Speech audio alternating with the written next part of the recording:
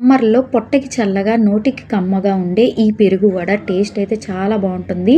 దూది లాంటి పెరుగు వడ చేసుకోవడానికి 2 కప్పులు మినపప్పుని శుభ్రంగా 2 సార్లు కడిగేసుకొని, వాటర్ వేసుకొని 3 గంటల పాటు నానబెట్టుకున్న తర్వాత మిక్సీ జార్‌లో వేసుకొని మెత్తగా రుబ్బేసుకొని, వడలు ఆయిల్ పీల్చకుండా దూదిలా మెత్తగా రావడానికి ఫ్రిడ్జ్‌లో ఈ బ్యాటర్‌ని 10 నిమిషాల పాటు స్టోర్ చేసుకొని, వడలు వేసే ముందు మాత్రం బ్యాటర్‌ని బయటకి తీసి కూలింగ్ తగ్గిన తర్వాత సన్నంగా తురుముకున్న అల్లం ముక్కలు, కప్పు ఉల్లిపాయ ముక్కలు, కరివేపాకు, సన్నంగా తురుముకున్న కొత్తిమీర తురుము, సాల్టు, జీలకర్ర 1 స్పూన్ వేసుకొని బ్యాటర్‌ని అంతా బాగా మిక్స్ చేసుకోవాలి.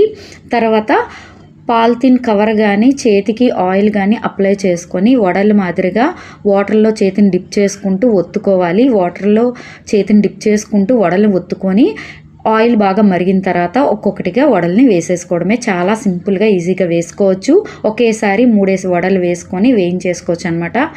వేగేలోపు ఒక మిక్సింగ్ బౌల్ తీసుకొని అందులోకి 200 ml దాకా పెరుగు యాడ్ చేసుకొని, సాల్ట్ రుచికి సరిపడినంత సాల్ట్ వేసుకొని స్పూన్‌తో మెత్తగా కలుపుకోవాలి.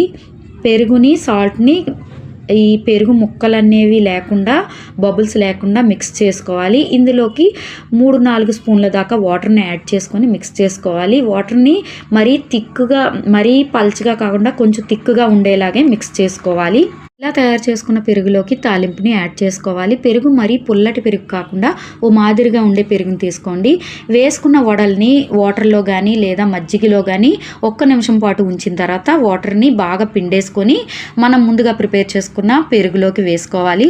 పెరుగులో వేసిన తర్వాత ఒక 10 నిమిషాలు పెరుగు బాగా పీల్చుకునేలా ఉంచి తర్వాత సర్వ్ చేసుకోవడమే. కమ్మని హోటల్ స్టైల్ పెరుగు వడలు అయితే రెడీ అయిపోతాయి. టేస్ట్ అయితే చాలా చాలా బాగుంటాయి.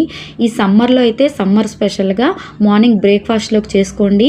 అందరికీ నచ్చేస్తుంది. ఇంట్లో అందరికీ ఫేవరెట్ అయిపోతుంది అనమాట. ఈ వీడియో నచ్చితే లైక్ చేసి ఛానల్